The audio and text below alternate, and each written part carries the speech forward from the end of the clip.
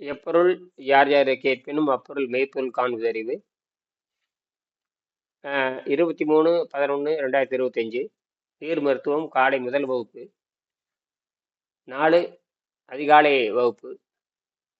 இப்ப மனதை பற்றி நாம் பேசிக் கொண்டிருக்கிறோம். மனதினுடைய செயல்பாடு, மனதை வைத்துக் கொண்டு நம்ம ஆரோக்கியத்தை பெறுவது எப்படி? மனதை வைத்து பல்வேறு வடிவங்கள் சொல்லப்படுகிறது. மனமே மாபெரும் ஆற்றல், மனம் இருந்தால் மார்க்கம் உண்டு, மனம் இருந்தால் வழிபிறக்கம், இப்படியெல்லாம் சொல்லுவாங்க. இப்ப இந்த மனம் என்பது பல கோடி ஆண்டாக வாழ்ந்து வருகின்ற ஒரு ஒரு மிகப்பெரிய ஆற்றல். மைண்ட் ஃபோர்ஸ், மென்டல் பவர் இப்படிலாம் சொல்லுவாங்க. மனோ அப்படின்னு சொல்லுவாங்க. அதற்கு ஒரு தொழில் வடிவம் இருக்கிறது.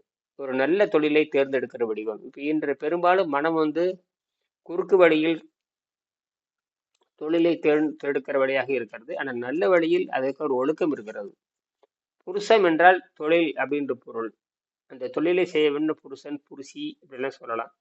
நல்ல தொழிலை செய்கின்றவர் யாரா இருந்தாலும் செய்யலாம். ஆக மனம் நல்ல தொழிலை தேர்ந்தெடுக்க வேண்டும். அது நீண்ட காலம் நிலைத்திருக்கிற தொழிலை தேர்ந்தெடுக்க வேண்டும். அந்த அடிப்படையில் தான் நாம் இந்த மனமே மாபெரும் ஆற்றல் என்று நாம் சொல்கிறோம். இதுல நாம் நேற்றெல்லாம் தொடர்ந்து படிச்சுக்கிட்டு இருக்கோம். அது தொடர்ந்து கேட்டாதான் புரியும்.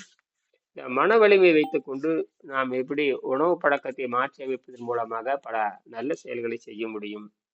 உடலை காப்பாற்றுவது நல்ல செயல். இது நீண்ட காலம் வைத்திருந்தால் தான் இயற்கையை புரிந்து கொள்ள முடியும்.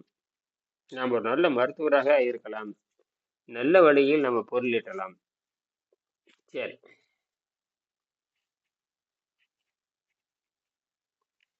உடலை பற்றி நாம் பல்வேறு வகையான செய்திகளை சொன்னாலும் கூட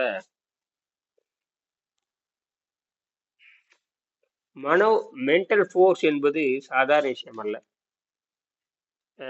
மனோசக்தி எப்போதுமே வளரக்கூடியது, மன வலிமை எப்பொழுதும் வளரக்கூடியது அப்படிங்கிறாங்க. இந்த மன வலிமை எப்படி வளரும் அப்படிங்கிறதா நாம தொடர்ந்து நல்ல பயிற்சிகள் கொடுத்தால் மனம் வளர்ச்சி அடையும். மன வளர்ச்சி குன்றியவரும்பாங்க. சில பேர் மூளை வளர்ச்சி குன்றியவன் சொல்லுவாங்க, சில பேர் மன வளர்ச்சி குன்றியவன் சொல்லுவாங்க. அப்ப மன வலிமை என்பது வேற, மூளை வளர்ச்சி என்பது வேற.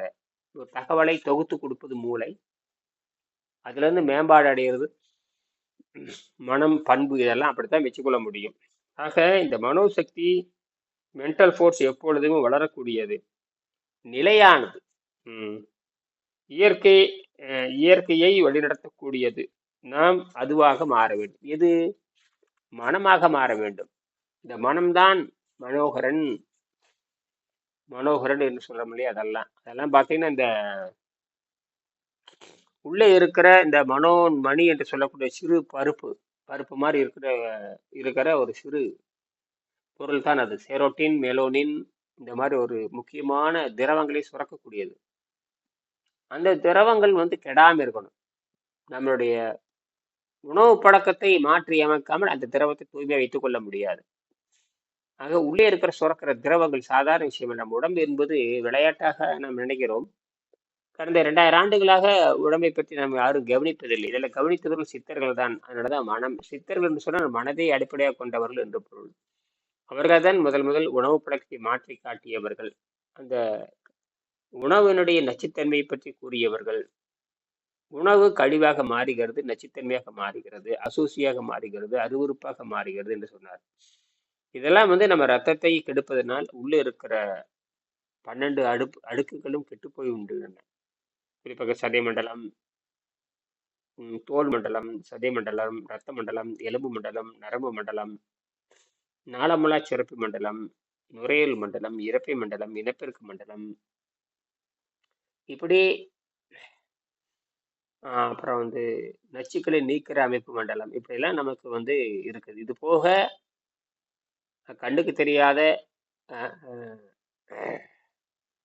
கண்ணாடி ஒளியிலை நரம்பு மண்டலங்கள் என்றெல்லாம் இருக்குது. ஆப்டிக்கல் ஃபைபர் கேபிள் இதெல்லாம் நம்ம உடம்புல இருக்கு. இது போக பயோஃபோட்டான்ஸ் எத்தனையோ இருக்கு, சம்மந்தம் இல்லாதது இப்படிலாம் இருக்கு.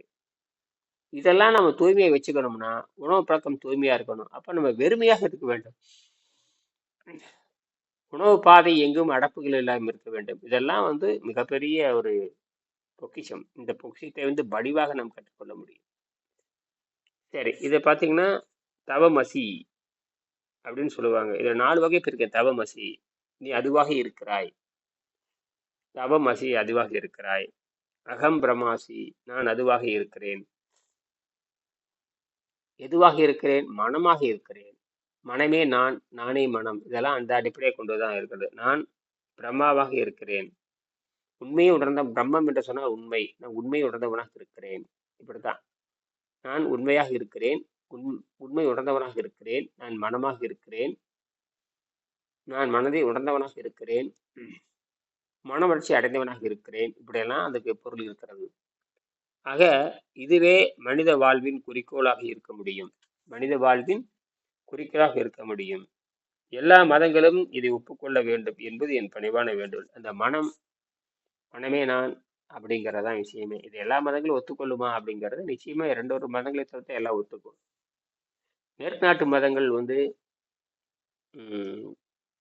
ரொம்ப ஒத்துக்கிறது கடினம். அவங்க வேற ஏதோ நினைச்சிட்டு இருக்கிறாங்க. எல்லா மனம்தான் காரணம், எல்லாம் அதுவா, அந்த விண்வெளியினுடைய துகள் தான் நாம், இயற்கையினுடைய படைப்பு தான் நான், மனம் வளர்ச்சி அடைந்து கொண்டிருக்கிறது, மென்டல் ஃபோர்ஸ் மைண்ட் ஃபோர்ஸ் ஒன்று வளர்ந்து கொண்டிருக்கிறது. இதெல்லாம் உண்மைதான். ஆக நடைமுறை சிந்தனைகள், கல்வி முறை மாற வேண்டும். கல்வி முறை மாறணும். மனதை அடிப்படை கொண்ட கல்வி முறை, தூய்மை அடிப்படை கல்வி முறை, இதெல்லாம் வருது. ஆக இந்த புத்தகம் வளர்ச்சி அடையணும். இந்த புத்தகம் எல்லா மொழியிலும் மொழிபெயர்க்கப்பட வேண்டும். இதெல்லாம் இருந்துச்சுன்னா ஆரோக்கியத்தை பெற்றுக்கொள்ள முடியும். ஆரோக்கியம் என்பது நீண்ட கால தொடர்ந்து பயிற்சியில் தான் ஆரோக்கியத்தை பெற்றுக்கொள்ள முடியும். கல்வி முறை மாற வேண்டும். நிலையான வாழ்வு கிடைக்கும். நிலையான வாழ்வு கிடைக்கும் என்றால் மாணவன் எந்த தியாகம் செய்வான்? அவன் அட்டாங்க யோகம் நடைமுறைக்கு வர வேண்டும். அதான் இந்த அட்டாங்க யோகம் திருப்பி திருப்பி அங்கதான் வருது. அட்டாங்க யோகம் நடைமுறைக்கு வர வேண்டும். அட்டாங்க யோகத்தின் நியமம் நடைமுறைக்கு வர வேண்டும். இதுதான் இந்த நோக்கமே.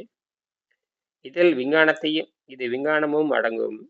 அடுத்த கட்டுரை இதை விளக்கும் குருகுல ஆசிரியர்களை, மாணவர்களையும் மனித சமுதாயம் எதிர்பார்க்கிறது. இதுதான் நாம் செய்ய வேண்டிய முதல் வேலை.